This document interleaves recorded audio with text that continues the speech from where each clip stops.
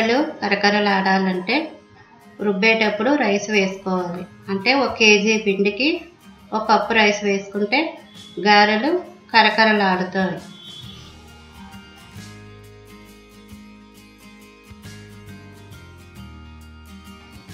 Second tip, chapati పిండి కలిపేటప్పుడు పాలు కొద్దిగా వేసుకుని కలుపుకుంటే చపాతీలు మృదువుగా మెత్తగా ఉంటాయి. అవి మనం చల్లారిన తర్వాత తిన్నా మెత్తగా ఉంటాయి, తినేటప్పుడు బాగుంటాయి. ఇలా మీరు ట్రై చేసి చూడండి.